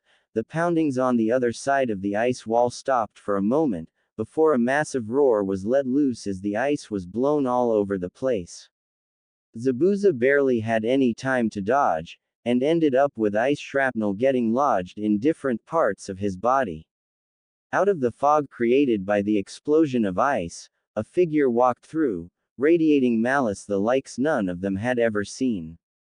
Kakashi's eyes widened as he saw Naruto walk out being covered by a one-tailed fox cloak. He looked across the bridge with a look reminiscent of a predator searching for his prey. Sasuke, Sakura, and Tazuna were practically trembling at the feel of the killing intent as Naruto's gaze passed over them. Finally, Naruto's gaze stopped on Gato and his thugs, and he let loose a howl of bloodlust and fury before he crouched on all fours and charged at the army of thugs. Gato pedaled back and shouted, "Kill him!" The thugs ran forward, thinking that their numbers would be able to take the blonde down. It was the last mistake they ever made. Naruto drove his clawed hand through the throat of one thug while he used his chakra tail to smash another thug into the ground. He tore his clawed hand out of the thug's throat and buried his claws into the skull of another thug as he swung him around like a bat as he smashed the lone thug into his comrades. Gato watched at the end of the bridge as his thugs were being maimed and mutilated by the demonic blood-crazed genin. In a last-ditch effort he began to beg, "Please, don't hurt me, have mercy, I will give you anything. Money, women, anything." Naruto had snapped the neck of another thug as he stalked towards Gato, hunched over like a predator ready to pounce. He snarled out in a deep guttural voice, "Die!" He thrust his arm towards Gato, "Gato, squelch." Naruto had buried his claws in Gato's throat as he kicked the man in the chest, sending his body spinning towards the water as the river of blood spurted from the hole in his throat. Naruto turned around and surveyed what he had done. The entire end of the bridge was covered in pools of blood and body parts. It would be impossible to distinguish if a body part went to one person or another. As the Kyuubi cloak fell, Naruto's eyes began to droop as he fell to his knees. Just before he fell face first in a pool of blood that was not his, Kakashi caught him and hoisted him over his shoulder. Sighing as he looked at the blonde, "This is going to be a lot of paperwork. It has been 3 days since the incident on the bridge, 3 days since Zabuza and his Hyoten-wielding servant tried to kidnap Naruto, 3 days since Naruto had brutally slaughtered an army of thugs, 3 days since Naruto had entered a coma, and still had not woken up." The team had taken turns standing by his bedside as Tazuna finished the bridge. Kakashi took the mornings, Sasuke the afternoon, and Sakura took night shift. Sometimes even Tsunami would take care of the blonde, waiting for him to wake up. Even Inari pitched in. The villagers had often come by the house, hoping to thank Naruto, who was now being referred to as the hero of Nami no Kuni. A few brought gifts and even asked Kakashi if Naruto would be interested in marrying some of their daughters. Currently, Kakashi was trying to keep an extremely persistent woman out of the house. For the last time, lady, Naruto is not awake, and needs his rest. The woman, who was incredibly beautiful, frowned. "Oh please, the hero of Wave defeated Gato in less than a minute, how could somebody that powerful need rest?" She grinned, "Besides, why would he want to rest when I am offering him this body?" She slides her hands across her form, accentuating her impressive bust and curves. Kakashi frowned outwardly, but inwardly was cursing Naruto for attracting such a woman. "For Kami's sake, lady, he is only 12, and you are in your 20s. The woman frowned and crossed her arms underneath her. Correct me if I am wrong, but since he is a shinobi, isn't he considered an adult? Kakashi sighed as he massaged his temples. Yes, that is correct. The woman hen placed her hands on her hips. So, whether I am 10 or so years older than him or not, since he is technically an adult, it is not an issue. Kakashi opened his mouth to try and get her to leave. Kakashi-sensei. But he turned around as Sakura came bolting out of the house. It's Naruto, he is awake. Kakashi was about to head into the house, when the women plowed past him and up the stairs.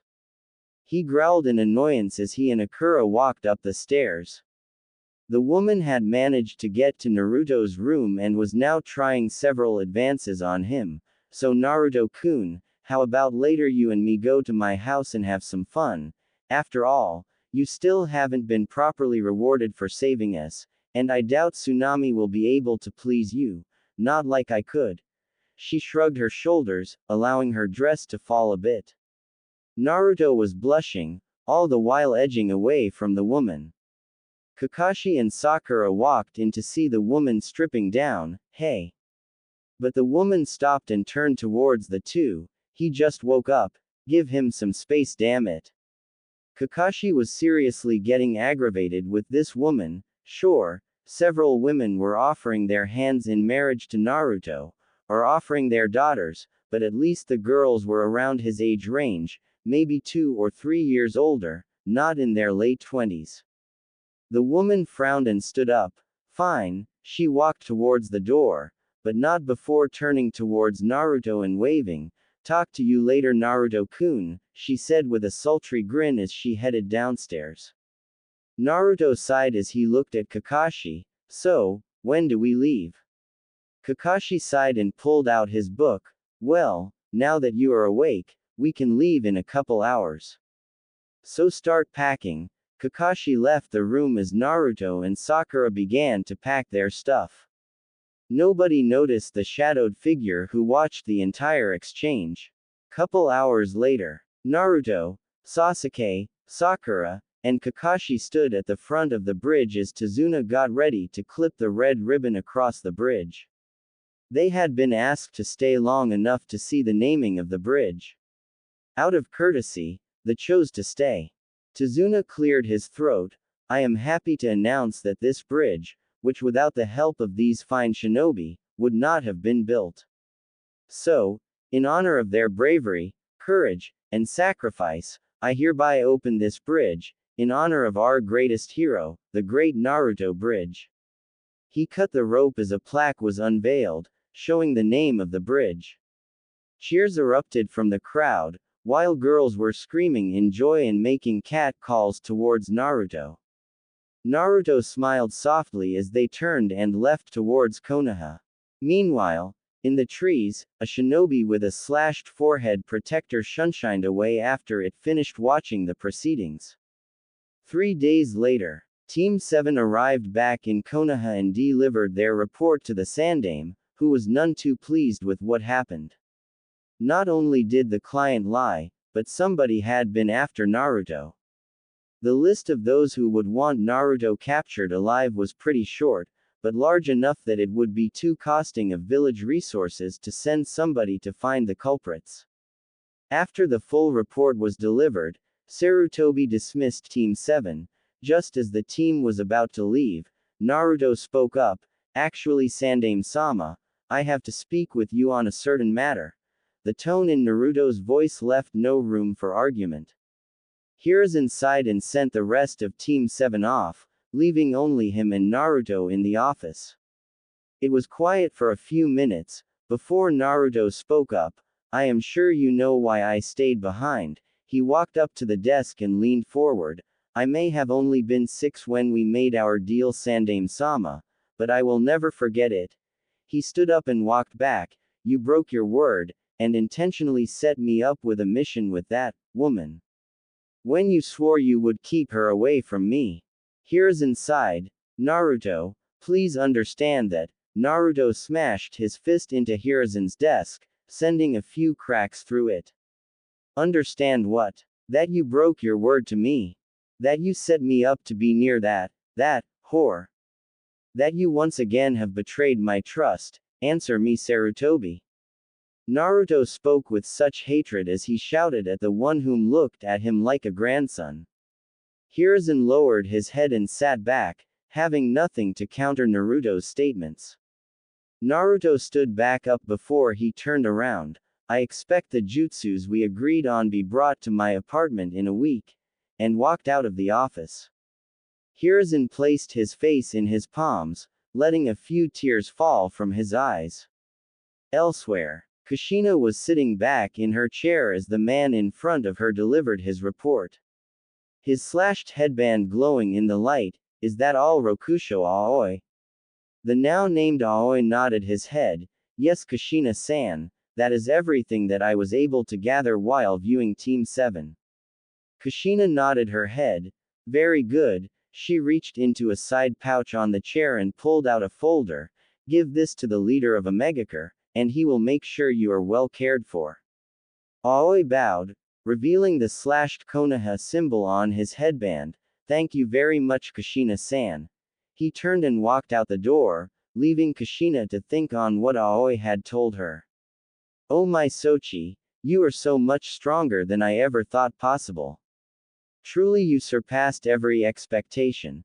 She smiled as she thought of how Aoi described Naruto's battle with Gato and his thugs. Serves the man right for threatening my Sochi. It is a shame though that Zabuza did not complete his end of the bargain. She scowled as she thought of the woman who dared to try and seduce her Sochi, that bitch. If I ever get my hands on her, I will kill her. How dare she try to take my Sochi? She sighed and leaned back in her chair. Zabuza failed to capture my Sochi, an A-rank nuke nin failed to capture him, a genin. Who else could I turn to capture him? Hello, Kushina. Kushina shot up out of her chair and turned around, only to shiver in fright at who was in front of her. Orochimaru of the Densetsu no Sannin. She stepped back and grabbed her katana. What do you want, Orochimaru? The snake Sannin chuckled as he walked towards her. Now Kushina, is that any way to treat the man who saved your life when your village was destroyed? Kushina sneered in disgust. You were the one who gave Iwa the information that destroyed my home, and my family. I owe you nothing. Orochimaru sighed, and shrugged his shoulders. Fair enough, but I am not here to talk about the past. I am here to make you a deal. Kushina narrowed her eyes. What kind of deal? Orochimaru sat down in a chair. I am willing to give you the one thing you desire more than anything in life, your Sochi. Kushina's eyes widened in shock. How did Orochimaru know? Orochimaru smirked as he saw the look on Kushina's face. I would bring him to you alive and well.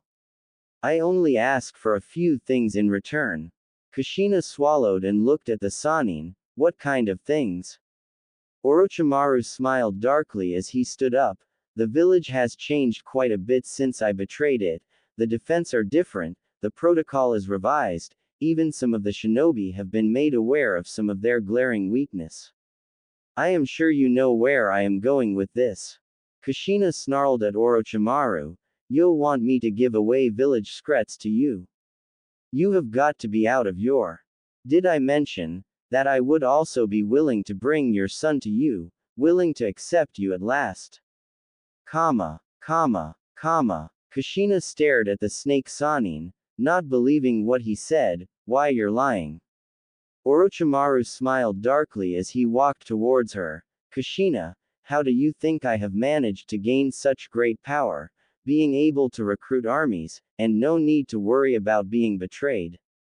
With no answer from Kushina, he continued, I created a special jutsu that makes those who join my armies loyal to me. I can create the same C for you if you like. He traced her face with his finger. Just imagine it, being able to hold your son, without having him assault you with vile words, being able to feel him embrace you with love, instead of disdain, to have the family you always wanted at last. Kushina stood there, processing everything Orochimaru had said. It was just too good to be true, but there was no lie in the Sanin's eyes. He could really give her back her baby, and more. But was it really worth it? To betray the village that had been a second home to her after her own was destroyed. Orochimaru saw the conflict in her eyes. You do not have to decide this moment. Think on it, and I shall return for your answer in a week. He stepped back as he began to melt into the ground. Until then, farewell, Namikaze Kushina. Kushina fell back onto the sofa, a single question running through her mind: what should I do? 1 week later, Naruto sat in his apartment, reading a book, awaiting for the Hokage's Anbu to deliver the scroll containing jutsu.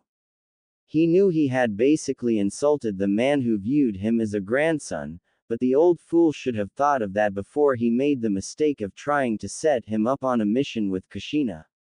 He reached into his pocket and pulled out a piece of paper. It was the very contract that Sarutobi was now paying for breaking.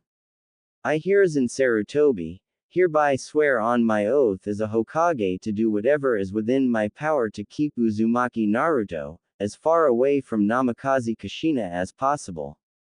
If I fail to uphold this oath, whether it be by accident, or by my own will, Uzumaki Naruto will receive the following jutsus from the Konoha Library. Bunshin Bakuhatsuteki no Jutsu, Explosive Clone Jutsu. Futon. Te-oshi, Wind Release, Air Pressure. Futon. Kase Kato, Wind Release, Wind Vortex. Futon. Shippushingai, Wind Release, Hurricane Shock. Futon. Hitofuki no Shitsunen, Wind Release, Gust of Oblivion. All of these are jutsu that have only ever been taught to Hokages, and are the only futon and bunshin jutsu in the entire elemental nations that officially belongs to Konohagakure no Sato. All other jutsu were acquired from the other great nations. Knock, knock. Naruto was broken from reading the rest of the contract as there was knocking at the door. He stood up and walked towards the door. As he opened it, there was an Anbu holding out a scroll, delivery from Sandaime-sama. Naruto took the scroll and nodded, "My thanks to the Sandaime," and closed the door.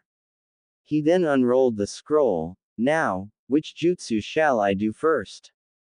He scrolled through the jutsu and their description, before he grinned as he made a decision.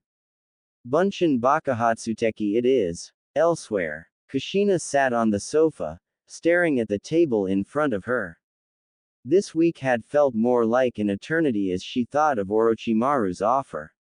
She was being offered a treasure more valuable to her than the greatest gem, more precious than any jutsu, or family secret. In return, she had to betray the very place she thought of as a second home. Kushina. She slowly turned around to see Orochimaru standing before her. "Have you made your decision at last?" Kushina lowered her head, and nodded. "Yes, I have." She looked up at Orochimaru as she handed him a folder. "In this folder is every secret I know of Konoha. I don't care what happens to this village, or its inhabitants. Kill them, torture them, use them in your experiments, I don't care. Just bring me my baby, please." Orochimaru took the folder and smiled, "Of course Kushina," and faded back into the wall. Kushina looked back at the table, which was covered in every possible picture she could acquire of her Sochi. She grabbed the one that showed her holding him in his arms when he was an infant, and the other was him hugging Iruka as he finally graduated. She could not stand Iruka. He had the one thing she wanted more than anything. Her baby's love, his affection, the love a child would give to a parent, he loved that should be hers. She smiled as she started cutting up the picture of him and Iruka, then cut up a picture of her and Minato when the two of them started dating. She glued the pieces together and smiled. The creation was a picture of her and Naruto in a loving embrace. She touched the whisker marks in the picture and clutched it closely to her chest. "Soon, my precious babe, soon you and mommy will be together at last." It had been 2 weeks since the wave mission, 2 weeks since Naruto had been given the scroll by the Sandaime, and 2 weeks since he had tried to learn the first futon jutsu. And he still could not get past step 1. He had managed to learn the Bunshin Bakuhatsuteki on the first day, albeit, the clones were far more explosive than what was explained. He had then gotten to work on what he assumed was the easiest jutsu. Futon. Hitofuki no Shintenshin. It was a shitload harder than he originally thought, and a shitload more painful. The jutsu basically required that he expand his lungs, allowing him to suck in more air, and then fire it out with a pressurized shell of chakra. He already has gone to the hospital to get his ribs realigned and his lungs pumped out, as it was a quarter filled with his own blood. He had gone at least 7 times, and would likely be going an 8th time if he did not figure out where he was going wrong. Naruto sighed and laid back. Damn, what the am I doing wrong? I have channeled wind-natured chakra through my lungs, coated them with a pressurized shell of chakra. I have done everything it said in the description, so why the can't I do it? Naruto shouted as he grabbed the scroll and began to read, trying to find if he had missed anything. Grrrn, he looked towards his stomach and sighed. Performing a single hand seal, he created a dozen clones. Go get me something to eat. The clones saluted as they ran off towards the village.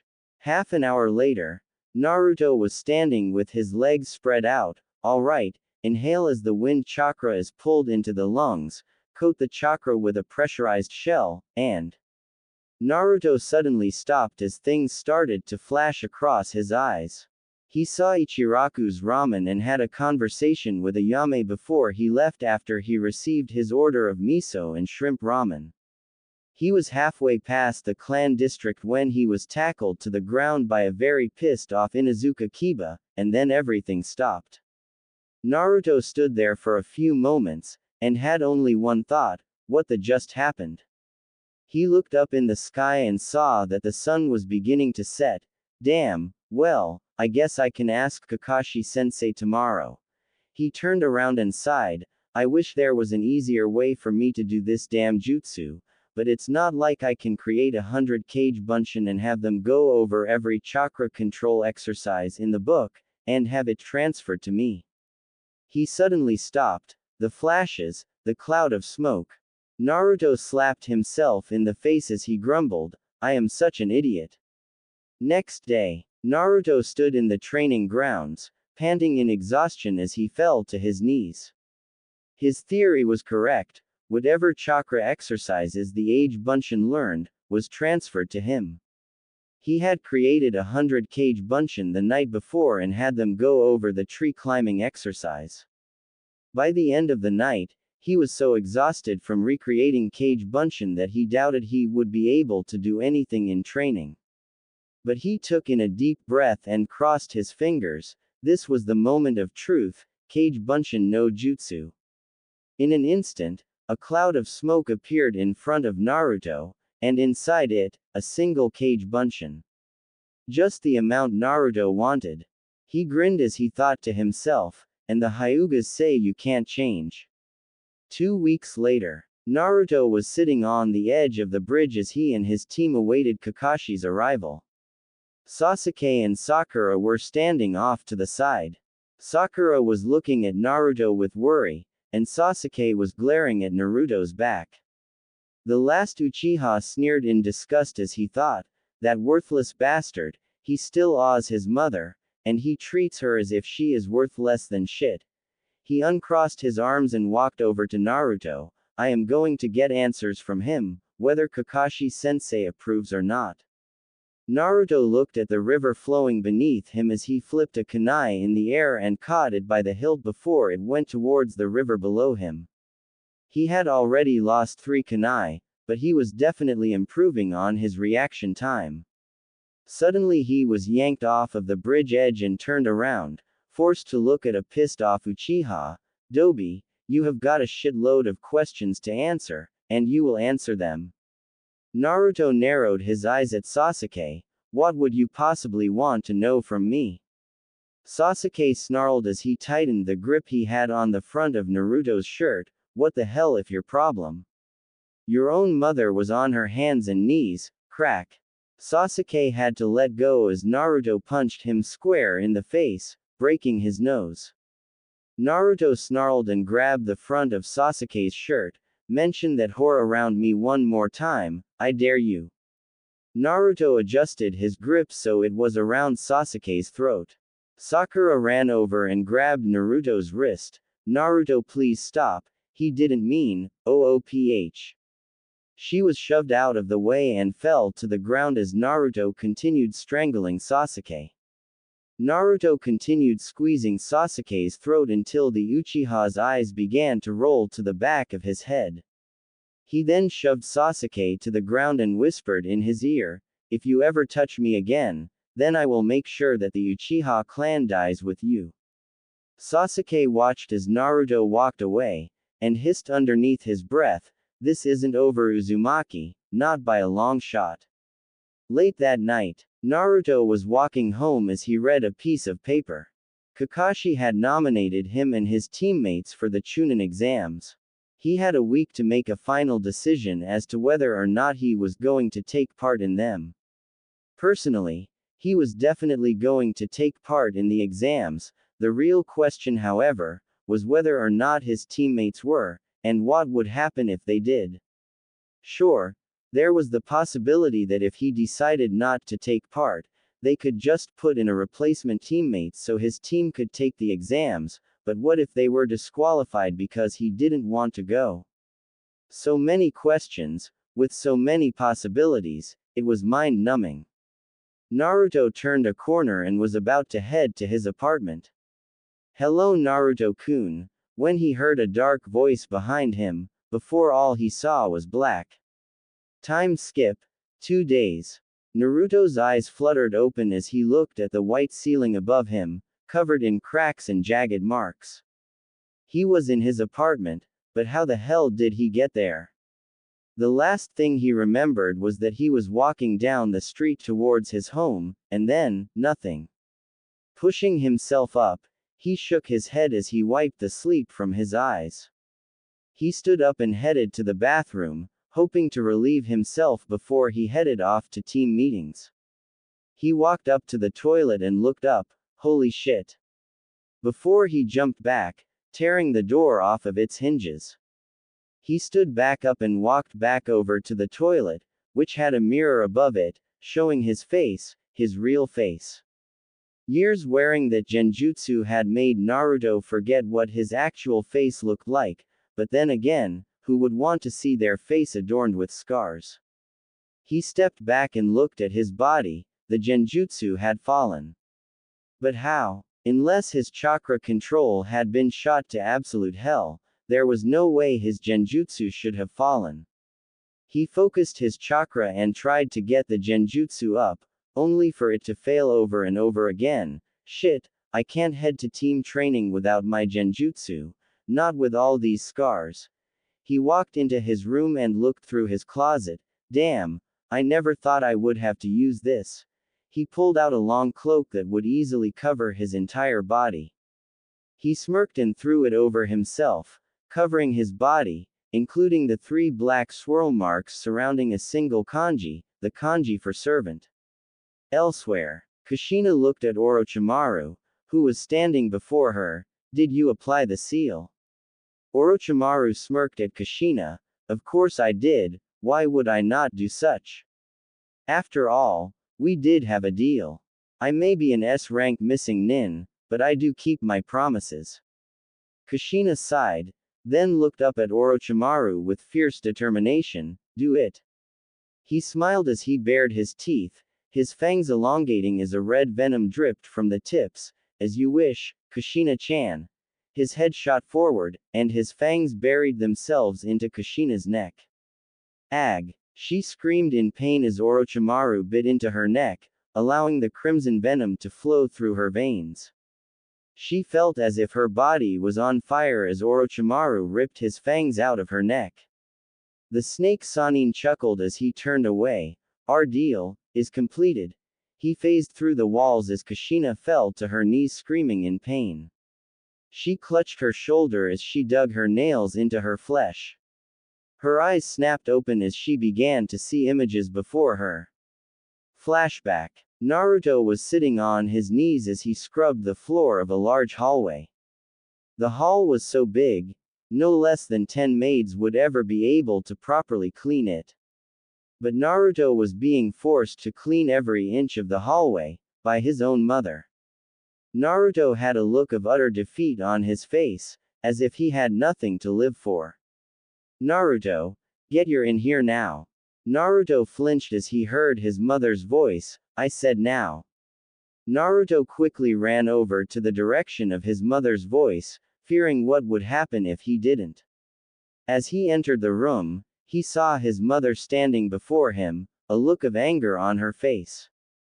He lowered his head as he shivered in fear. Why yes, Kks-sama.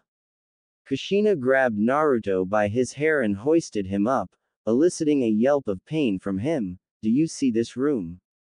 She dropped Naruto and pointed at the room. I told you to clean this room until it was spotless today. So why the hell is it still dirty? Naruto whimpered as he shied away in fear. Kks-sama, why you told me to see clean the hall w when you got home, id didn't have tt tim me to f finish. Kushina sneered and backhanded Naruto. How dare you make such lousy excuses? She turned and left the room. No supper for you tonight. She slammed the door behind her as the 3-year-old was left in the room. End flashback. Kushina fell onto her side, tears streaming down her face as more and more memories passed across her eyes. I am so sorry, my Sochi, I wasn't in the right state of mind, please forgive me. Kushina's eyes scrunched shut as she was forced to view another memory. Flashback. Naruto was running towards the Namikaze compound, several bags of groceries in hand. His mother had sent him to the store to grab some food. It was a hassle, especially since he had to use his own money, and was always overcharged for goods. He entered the clan district and saw the Namikaze compound in the distance. He sighed in relief, just a little bit further and, ooph. He was tripped and fell over, dropping the groceries as he fell. He looked up to see the hateful eyes of several members of various clans. Hey, it's the demon. Get him. Naruto shot up and grabbed the bags as he tried to outrun the growing mob behind him. He saw the gates. He grabbed the gates and pulled on them, to find they were locked. He panicked and began to yank on the gates as he shouted, shit, shit, shit. He looked up at a window, and saw his mother just standing there, watching as he tried to open the gates. He shouted as he grabbed the bars, Ka-sama. Please, open the gates. Kushina merely grabbed a bottle of sake and guzzled it down, walking away from the window. Naruto screamed as the mob finally reached him. Ka-sama. End flashback. Kushina dug her nails so deeply into her flesh that if she were to pull back, she would tear her own skin off. She had often sent Naruto out to grab groceries, and she would sit at home, drinking away her sorrows. Her eyes snapped back open, as the last memory came before her. The night she drove her son away. Flashback. Naruto was sitting in his room. Well, it was more like a cellar closet. The floors were hard, cold, and uncomfortable, and the only thing he had to keep himself warm was the clothes on his back, which were too small for him, and moth-eaten.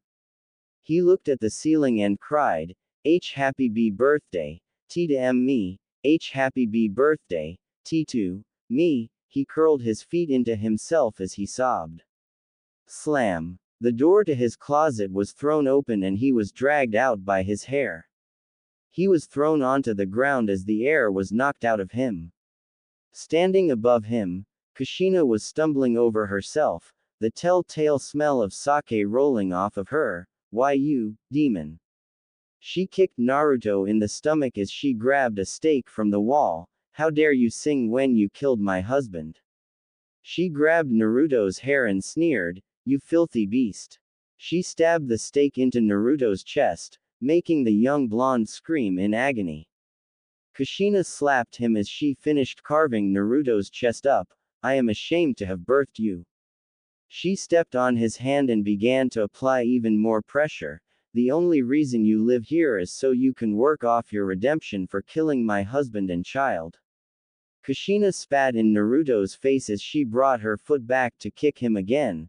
"Be glad I have a kind enough heart to let you live under my roof."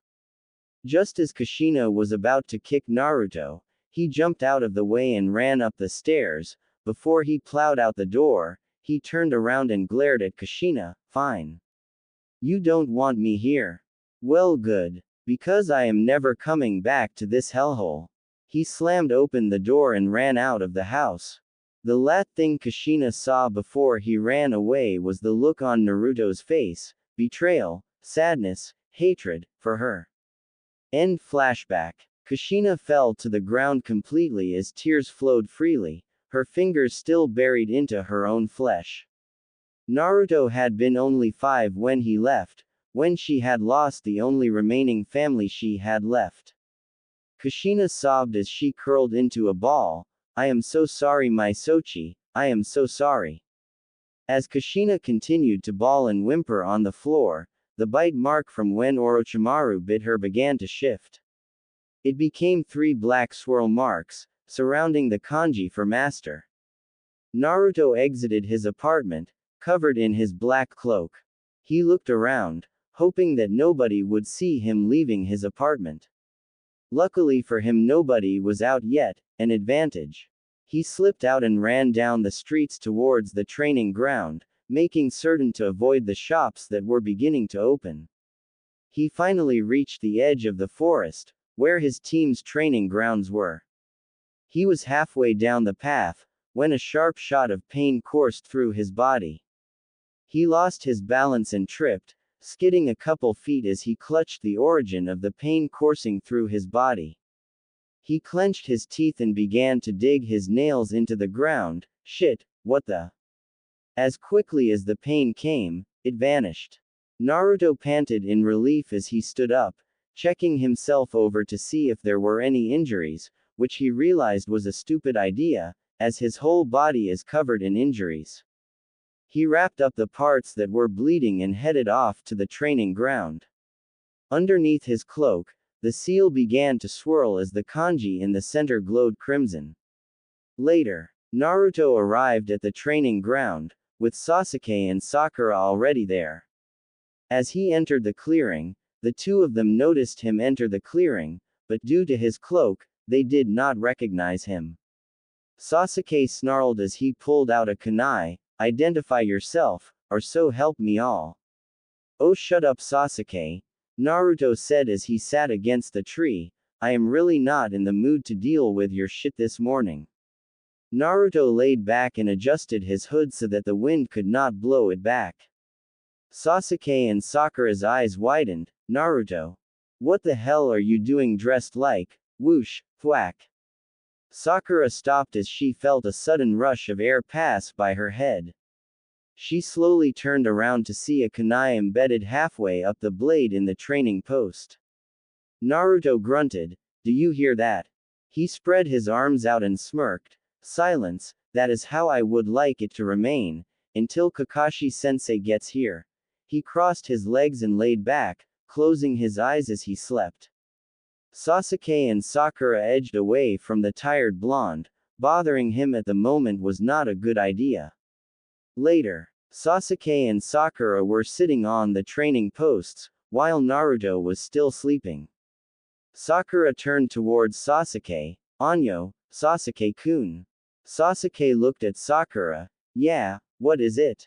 Sakura looked over at Naruto. "What do you think is wrong with him?" Sasuke snorted in disgust as he spoke with venom dripping from his voice. "He is a self-centered, conceited, unappreciative asshole who would hit his own mother." "I mean seriously, who the hell is he to assault his own mother like that?" Sakura flinched back at Sasuke's tone. "Sasuke-kun, while I don't agree with what Naruto did, maybe, maybe something happened between the two of them to make him hate her. Sasuke turned around and spat. If something did happen, it was because of him. No mother would ever hurt their own child. Sakura turned away and looked at Naruto. I hope so, Sasuke-kun, I really hope so. Naruto's thoughts. Naruto was walking through a sewer as if he was in a trance, his eyes were blank, and his movements constant. He looked around, as if he was searching for something. Naruto. Naruto turned and looked in the direction he heard the feminine voice, Naruto, come here, Naruto. Naruto began to walk down the hall, the same blank look on his face. As he walked down the hallway, the voice grew louder and louder. Finally he stopped in front of a door that had 3 spirals surrounding a single kanji. He pushed open the door and walked inside. Inside the doorway was a large living room with beautiful furniture and a fireplace. Naruto walked towards the chair, where a soft hand was laid out on the arm of the chair. Naruto. Naruto's eyes blinked as the room faded away, before he was shot out of his mind.